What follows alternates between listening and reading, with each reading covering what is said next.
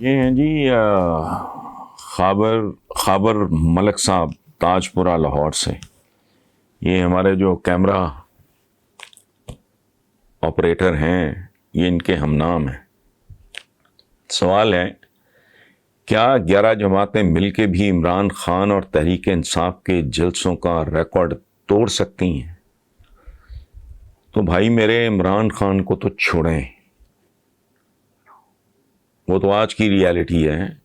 86 میں جب بے نظیر بھٹو جلاوطنی کے بعد پہلی بار لاہور آئیں تو دنیا جانتی ہے، ایک زمانہ جانتا ہے کہ ایئرپورٹ، پرانے ایئرپورٹ کی بات کر رہا ہوں، اس وقت یہ والا ایئرپورٹ نہیں تھا، پرانے ایئرپورٹ سے لے کے داتا دربار تک لوگ ہی لوگ تھے. اور اس کی فوٹیج آج بھی اویلیبل ہے، اگر کہیں آپ کو مل جائے تو دیکھ لیں، آپ تصدیق کرنا چاہیں تو ہو جائے گی. یہ وہ لوگ ہیں جو ویسے ہجوم کا تصور بھی نہیں کر سکتے. یہ تاجر ہیں. وہ بہرحال لیڈر تھی، میں نے اس کو 27 سال ان کی موت تک میں نے کھل کے اپوز کیا، اسی پارٹی کے لیے جیلیں بھی کاٹی. پھر جب مجھے سمجھ آئی کہ نہیں یہ پرو عوام لوگ نہیں ہیں تو I turned against them till death. اچھا، اور یہ لوگ تو سوچ بھی نہیں سکتے اس طرح کا ہجوم، اس طرح کی فالوئنگ. اور یقین مانے جس دن لوگوں کو یقین آ گیا کہ ان لوگوں کی واپسی ناممکن ہے، لوگ ان کے سلام کا جواب بھی نہیں دیں گے. لوگ ڈسے ہوئے ہیں، لوگ ڈرے ہوئے ہیں، منتقم مزاج لوگ ہیں. یہ نواستے بھی ہیں، نواستے کس سرکاری کھاتے میں، ذاتی طور پہ نہیں، نواستے بھی ہیں. اور پھر لوگوں کے ساتھ ایسا سلوک بھی کرتے ہیں کہ اللہ مان الحفیظ. سو لوگ ڈرے ہوئے ہیں کہ پچھلی دفعہ اتنی طویل جلاوطنی کے بعد یہ آ کے پھر سر پہ سوار ہو گئے تھے، دوبارہ ایسا نہ ہو جائے. جس دن لوگوں کو یہ میسج چلا گیا کہ نو، ان کے سائے بھی ان کا ساتھ چھوڑ دیں گے. آخری بات سن لیں، جس ہجوم کی میں بات کر رہا ہوں پرانے ایئرپورٹ سے لے کے داتا دربار تک، وہ 86 کی بات ہے. یہ 2020 ہے. تب تو آبادی اندازہ لگائیں کتنی کم تھی. 86، پھر 96، پھر 2006، پھر 2016. آپ اندازہ لگائیں، وہ 34 سال بنتے ہیں، کتنی آبادی تھی. یہ تھا ہجوم. سوال ہے کہ اگر وزیر اعظم عمران خان عوام کے مسائل، مہنگائی، بے روزگاری وغیرہ پہ اپنی توجہ مرکوز کریں اور شر اور زر، آگے انہوں نے بریکٹس میں لکھا ہے، شر انہوں نے لکھا ہے شریفوں کے لیے اور زر لکھا ہے زرداری صاحب کے لیے، کہ معاملات اداروں اور عدالتوں پہ چھوڑ دیں، تو کیا یہ بہتر نہیں ہوگا؟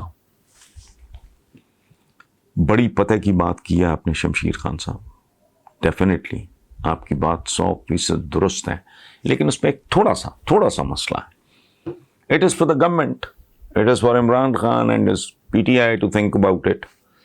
ہم کون ہوتے ہیں مشورے دینے والے؟ لیکن ایک بات ہے جو ہمارے آپ کے ذہن میں رہنی چاہیے کہ احتساب تو عمران کا بنیادی نعرہ اور کمٹمنٹ ہے، اور یہ اتفاق ہے کہ اس کا ذمہ دار میں خود ہوں. جب اسکاچ کارنر پہ ان کا آفس ہوتا تھا تو ان کے لیٹر ہیڈ پہ وہ سارے سلوگنز میرے دیے ہوئے تھے. ان میں ایک تھا حکم اللہ کا، قانون قرآن کا، رستہ رسول کا، پاکستان سب پاکستانیوں کا. ایک تو یہ تھا. دوسرا نعرہ تھا اقتدار میں عوام، احتساب سرعام. اور ایک تیسرا تھا اسی طرح کا کوئی جملہ، وہ اس وقت میرے ذہن میں نہیں آ رہا. لیکن بہرحال یہ ان کی جو بنیادی کمٹمنٹ ہے، اس لیے اگر یہ فوکس کر رہے ہیں اس پہ تو. لیکن بات آپ کی بہت معتبر ہے، بڑی مدلل بات ہے.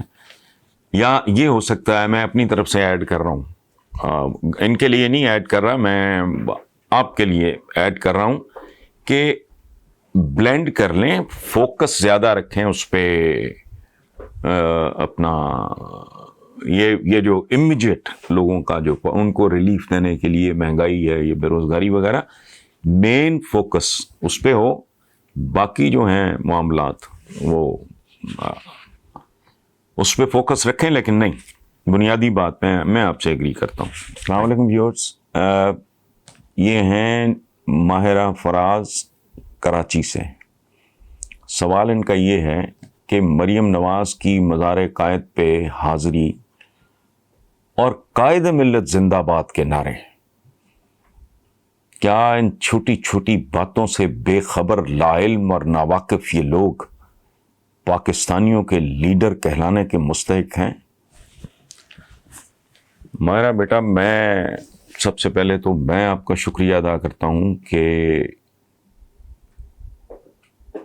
سچی بات ہے میں نہیں جانتا تھا کہ قائد اعظم کے مزار پہ قائد ملت زندہ باد کے نعرے لگتے رہے۔ یہ شرمناک ترین بات ہے۔ اس سے اندازہ لگایا جا سکتا ہے کہ کیا مٹیریل ہے، یہ کون لوگ ہیں۔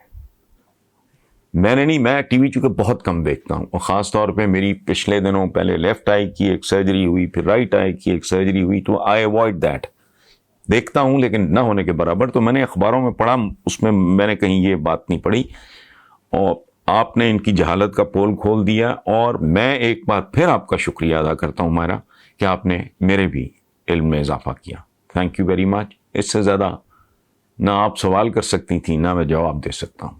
Thank you beta.